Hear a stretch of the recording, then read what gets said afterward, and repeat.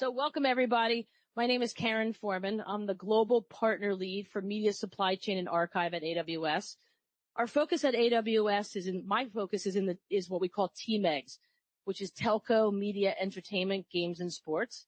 And I'm super excited today to be joined by Grant Nodine from NHL and Brian Campanotti from Cloud First.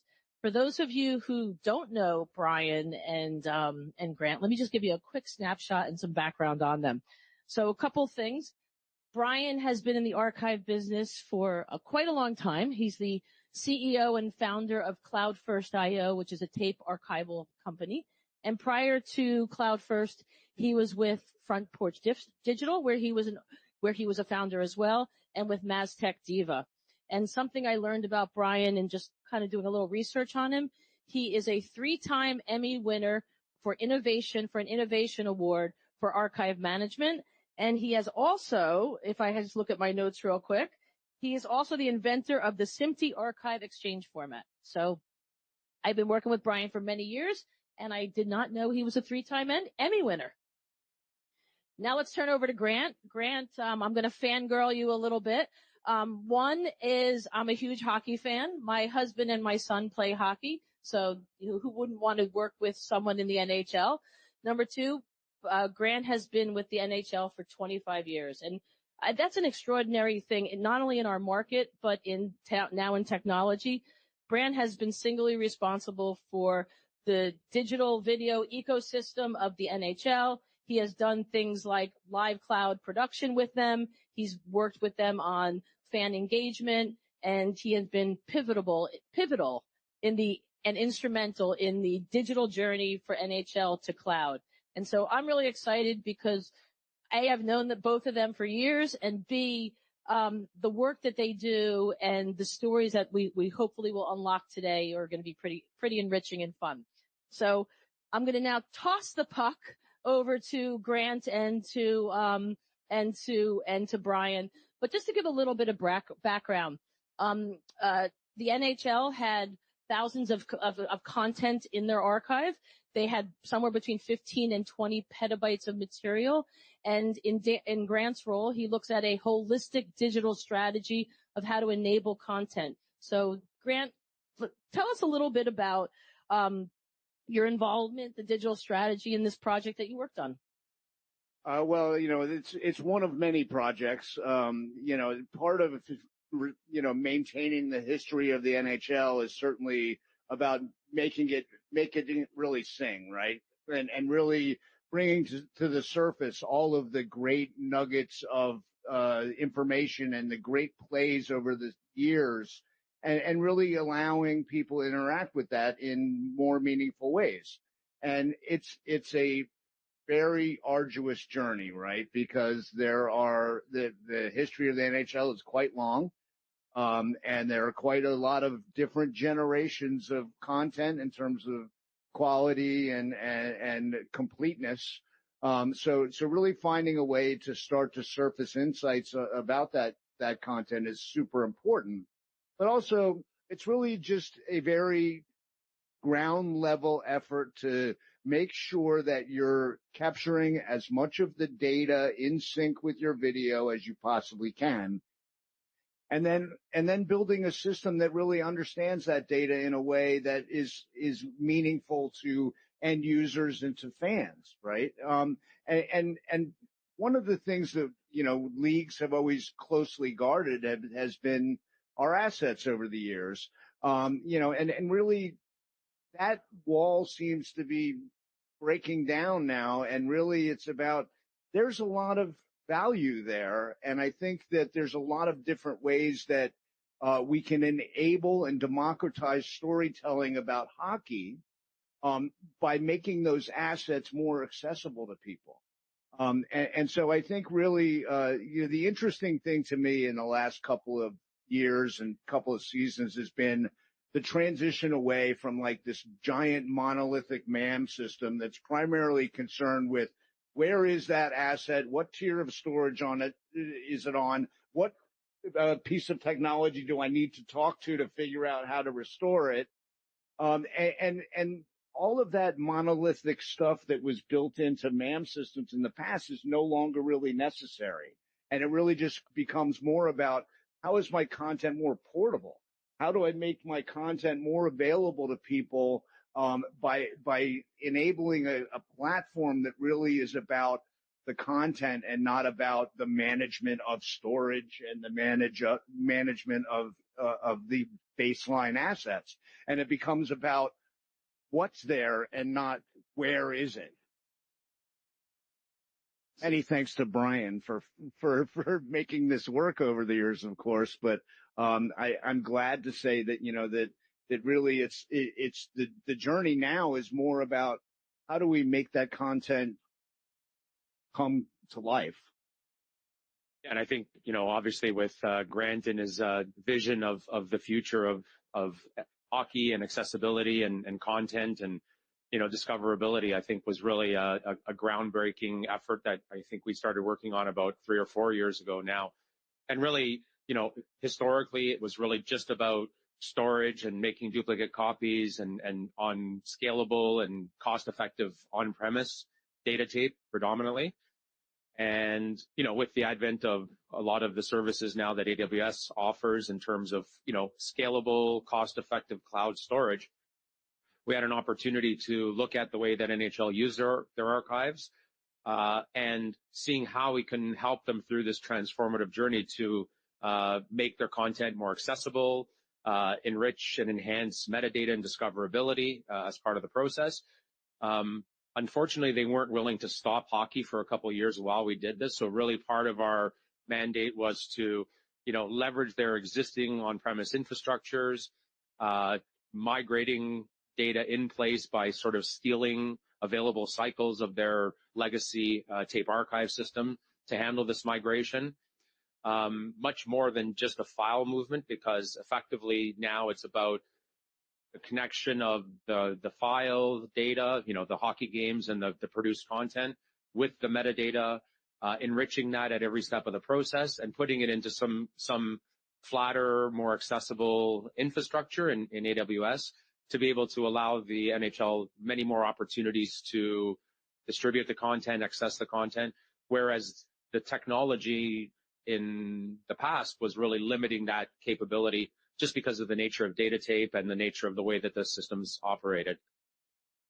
I mean, I think to add to that, I think there were numerous stories recently about audio companies looking to remaster older albums who found that the audio tape and the magnetic tape that they had stored faithfully in Iron Mountain and it had wanted to maintain forever and thought was safe is now no longer even functional, and they can't retrieve that recorded master anymore. And that's a fearful moment for somebody who's in charge of an archive, right? And you say, well, you rethink everything, and did I do everything right? And what am I doing to preserve the future of the game, right? And so, part of this effort has really been, in that same vein, which is, tape is great, and it served us well for a long period of time, and it really just became something that we found that we didn't need anymore. And so we're truly going to go tapeless when we finished draining all of our LTO archives onto our flash-based storage tier in the office, and then replicating that into Glacier for safekeeping. But it's really about making that content so near to the end users that there isn't a friction, there isn't a system that sits between them and touching and playing back any asset that's in our archive. And so being able to go and have an editor that, have a storage tier that's essentially performant enough that all of our editors can use it as their primary editorial storage, in addition to it housing the entirety of our archive, means that any edit station in our facility can go immediately and browse a game from 75 years ago that's sitting on a piece of storage that they all well understand how to find. And because it's very, it's very formulaically named because, we have a game schedule every year and it's pretty formulaic, and it's an easy guide to use for finding things. And really it then becomes, how am I maintaining and increasing the amount of data that's associated with those media assets so that when editors go and use them in products, they can surface the actual kind of context of what happened in that video rather than just the play itself. And that creates meaning for people. Something that my colleague before me, Sean, said really is that it's about how do we find different ways to create meaning about our content for our fans. And I think everybody derives meaning from different things. One of the things that came out of our cloud broadcast journey was that a lot of people looked at some of the stuff that we did with data casts and things like that and said, I'm not a hockey fan, but I was fascinated by this. And that's ringing bells in our ears, right? And that's what we want to hear. But we want to be able to do that all the way back in time to the beginning of our game. So you talked about the democratization of your assets and finding your assets, and then Brian mentioned enriching it with metadata and all those things that come along with search and discoverability of your archives. Obviously, NHL probably wanted to unlock new business opportunities. You're doing things with fan experience. Talk a little bit about sort of the methodology and the governance. You said people can now find their content. Talk a little bit about the governance you brought in, not only to your archive, but to the live cloud production and how you manage your content through the supply chain. Yeah, I mean, it's really about taking a step back and saying, these are all the functions that I've got to orchestrate in order to successfully ingest an asset. And these are all of the things the steps that I follow to build any kind of functionality like this. And that is that basically you take and you break it into the building blocks and you say, if I want to have all my assets in the cloud, or I want to stream all of my content into the cloud so that I can then make new uses of it, whether it's advanced graphics rendering routines or whatever we may cook up in the future. The fact is that the ground is ripe for innovation in the cloud. And that means that, no longer am I worried about getting a piece of hardware shipped to me, having somebody rack it in our data center, getting it on the network, and then doing a POC and then undoing it 2 months later and sending it back to a vendor and say, that didn't work out for me. Let's do another one. And now you've taken 2 months, you've done one POC, and you've found out really next to nothing.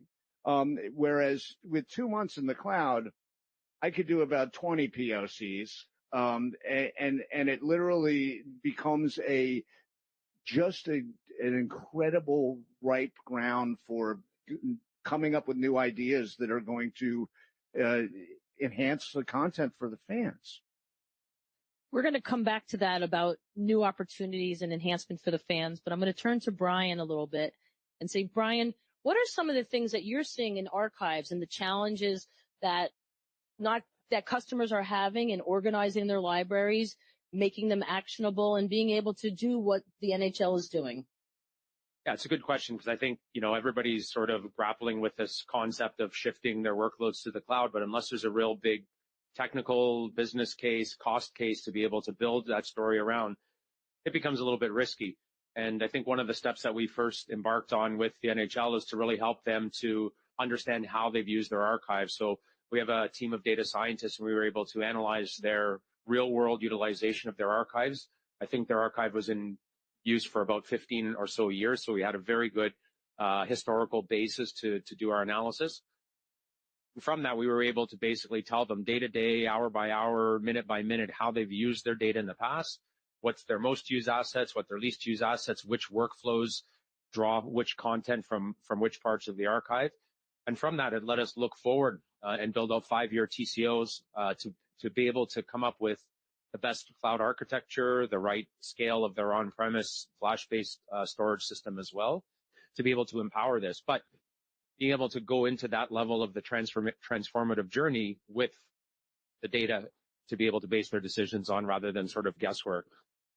Done probably about 50 of these types of analysis and audits for, different sporting leagues, teams, broadcasters, media companies, and almost every single time the customer misinterprets how they use their archive, how much data they use, how much of an impetus is, how much of their content they utilize on a regular basis. So really, we believe in this data empowerment step as a very good first step in the journey to sort of eliminate all the guesswork and assumptions.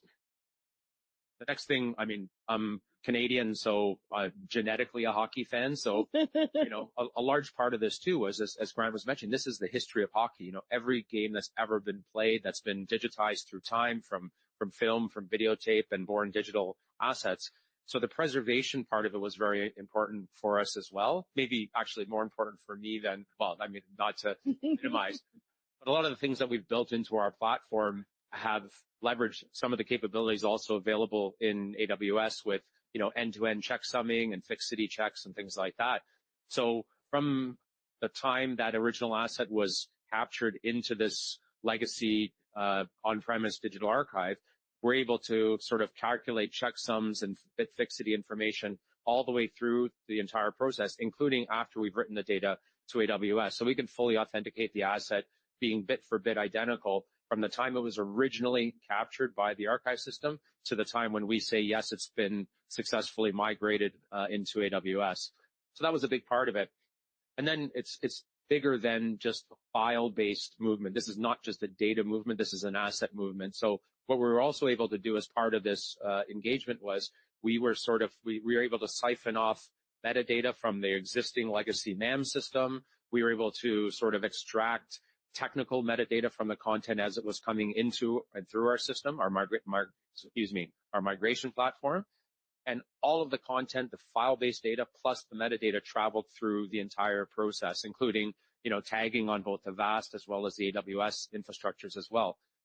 So connecting the metadata with the asset immutably in the archive now in the long-term storage, and then being able to remove this whole complex middleware archive management middleware tier and moving that management up to the higher level system. So letting the MAM directly orchestrate the storage, and as Brad mentioned, a very flat model where, there's not 6 or 8 tiers of storage. It's all flat and it's accessible. It's millisecond access across the board, both in cloud and on-premise. Infinitely scalable, and will eliminate the need for any future migrations as well, as the NHL was sort of doing this almost continually over, every few years, migrating to the latest tape technology and removing a lot of risk of maintaining that on-premise platform as well. And I think what we learned out of this on our side was the importance of analytics in your MAM platform or content portal, whatever. I've kind of moved towards calling it more of a content portal than a MAM, because essentially it's not really managing the assets, it's managing the search and retrieval and the data about the assets, and having strong end user analytics about how people are using those assets is a huge thing that we learned from the process of Brian actually analyzing our existing archive. I was going to ask a couple questions along that, which says, you talked about when we met a couple weeks ago, you talked about flattening the archive and accessibility of the MAM. And you also talked about democratizing, which I had mentioned earlier, where you really are giving access to content to the NHL.com, to the teams, to players. Can you talk a little bit about sort of that strategy, and what opportunities is that unlocking for you with the data? You have shot puck analytics, you have all these things. Can you talk about some of that data you're unlocking? Well, I think that we think there are a lot of hockey fans traveling the world in lots of different places that all have all want to tell stories about our game. And there are licensees across, Europe and Asia that have stories that they like to tell. And really it's about enabling all of these outlets that are connected to the NHL to be able to tell the best possible story about our game and to really suck their own viewers in, and really engage them in the hockey world, if you will, so that we really turn them from casual fans into super fans, or we satisfy the people that call themselves super fans. And it really is about how we help people make our game more visible to more people. Brian, do you want to speak a little bit to you when you were going through the archive and you were finding some of these nuggets of content? Talk about how you sort of work with your customers and you bring them on board and you sort of create that value that you brought to the NHL. Sure. I think, again, we're really heavy on sort of data sciences and data empowerment to be able to help our clients to understand. And we're always advocates for our client. Of course, we do, a lot of work with AWS and other different storage service providers. But we really are advocating for our clients to understand before they embark on this archive transformation journey, to understand, again, how they utilize their archive, what the best reference architectures are there in the forward world, whether the economics are going to work or not, and cloud is still arguably more expensive than running an old deprecated legacy on-premise tape archive system. But then the question comes into are your assets more important? What's the long-term sort of risk that you have of leaving these on an aging proprietary platform? And then I think when you look at media accessibility and content discovery, is if something is sitting on a data tape in a robot, it means that it's taking away your opportunity to be able to mine that for additional metadata, to be able to process that information. Sure, you could bring all the content back and run it through a tape drive and access the data. It's not exactly practical at that level, and you sort of only ever want to do that once anyways, because every time you're hitting those tapes, it's adding mechanical wear and tear on them. Some of the tapes are aging. So I think the opportunity that we had here was to look at bringing it into, again, a more accessible, immediately accessible environment, and being able to run continual metadata enrichment, metadata discovery. And most of the access of content in these types of environments is not, a consumer wanting to consume the full entire game. They're looking for, 10 seconds of this goal, 10 seconds of this hit, 5 seconds of this penalty. It's those type of consumption factors. So being able to process the timeline of content and continually add layers of enriched metadata behind that, players, names, faces, objects, sentiment analysis, scores, marrying that with the various metadata services that the NHL has at its access right now, allows for an unbelievable, I guess, mechanism to be able to access this rich history of hockey. I mean, in the past, you wanted a 1 second clip from a game, but it took 5 minutes. It took 5 minutes to do the restore from LTO, and then when it was one of your partners in Asia that wanted it, then it needed to be a human in between that process as well. And I think actually the previous panel touched on this was, AI is really about, let's say, efficiency of workflows and letting the people that you have that are skilled in their tasks do their day job without having to do all these other menial sort of hand-holding type tasks. So being able to allow your partners and your licensees to be able to access a portal with, continuously enriched metadata, being able to access the data directly, and not having to worry about the stability of a performance archive, a production archive, because, you have a bunch of requests coming in for a game last night or something like that, and not being able to scale to cloud and be able to service hundreds of thousands of those requests in parallel with no human intervention is really a game changer. Yep. Yeah, I mean, I think we said it best when we said that what you're missing when you're having an older LTO library, yes, is maybe some expense, but what you're really missing is opportunities. There's so much more opportunity in a flattened kind of archive environment to really enrich your assets, as you said, and but also they're so much more accessible that now getting a 2-second clip takes 2 seconds. And it always should have taken 2 seconds. And it was just because of this, the confluence of technologies at the time just didn't allow for that kind of workflow. And now that we can do that, we must do that, right? Because it's really an imperative that we make the access to our content as fast as our game. Yep. We live in a world of immediacy, so everyone wants their material as quick as possible. We can't get through any panel with talking about AI and Gen AI. And so as we look at content and we look at future platforms and future streamers and future fan experiences and online betting that's coming in different sports, talk about how you all are how is the NHL future proofing your content and working and creating a supply chain that supports future growth? I mean, honestly, if it's me, I'm focused AI wise on using AI to make processes more effective. And using AI to basically gather assets and identify data sources for those assets and really make the work of actually populating your archive a lot easier. Whether we're going to see meaningful, data come out of AI watching hours and hours and hours of hockey games, you know what? The jury's still out on that one for me. Certainly there's lots of things you can do with AI, but there's maybe lots of things you don't want to do with AI just yet because you really want to think about what are some of the implications of that. And so I think we're going to take a cautious approach on how we look at using AI to actually analyze our content in depth.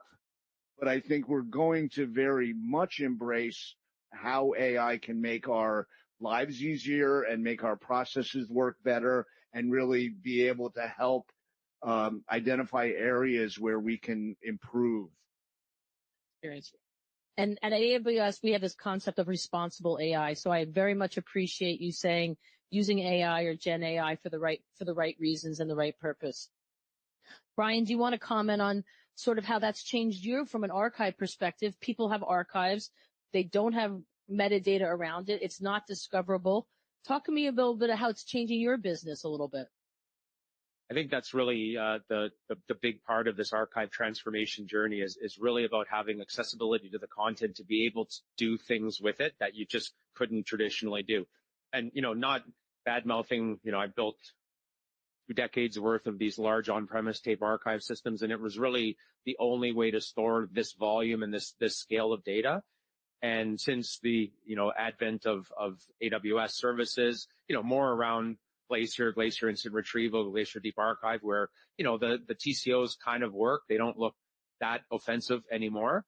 But having your content in an infinitely scalable environment where you can launch a POC to try Gen AI in a matter of hours, if not a day or two, run it across a certain subsection of your content and see how meaningful the data is. And if it's great, continue going. If it's not great, tweak your model, go back, rerun it. These are things that would have taken, dozens of human beings in the past, if not, dozens of compute servers and clusters on premise and complexities of deployment and software and licensing costs and integrations. And it's just available to you in AWS Marketplace, for example, to be able to run these tools against your content. So having the option to now look at a cloud-first deployment. So every new project that Grant and his team look at, they can make the assessment. Does it make more sense to do this as a cloud-native deployment, an on-premise deployment, or a hybrid deployment? They have that option where they just never had that in the past, right? So it was always on-premise. It was always adding scale to their archive to be able to serve these new workflows, and they don't have to worry about that anymore. So it opens up a lot of opportunities. And the idea is you don't have to do it today. You can park it in, cold, dark, cheap cloud to start with. and wait until you have the on-premise business cases, or you're looking to, reinvent your play-to-air services, or you're looking to launch new, direct-to-consumer models or whatever else, to see whether those fit better in the cloud. But having that option is really a value. So we're coming to a wrap. Is there anything you all want to, any closing wisdom that we should share across the team? Other than hockey season started last night, you make sure you go home and tune in. My boss is a huge hockey fan, and I think we sometimes schedule meetings around the Islanders games. So I get it, or team offsites. So I understand, and we're a big hockey family as well. So our family's split between the Rangers and the Caps. So we get stuck sometimes. Everybody likes a team, and it's it's a deeply personal decision, and I wish everybody the best of luck at this stage in the season. So, Brian, anything closing? Well, I'm painfully a Leafs fan, so this is going to be our season. No, I think, take a pragmatic path, look at the way, truly understand the way that you guys use your systems and your environments before you make the leap into cloud. Trust experts and success stories like Grant and what he's managed at NHL. And, we're very strong partners of AWS, and thank Carin for her continued support. And thank you all very much for your time. So thank you all for joining me, and we appreciate it. We'll be around for a few minutes for questions. And if there's anything we can do to help you, please come visit us on the floor. Thanks, everybody. Thanks for joining. Thank you. I want to thank you, Brian and Grant. It's an absolute pleasure.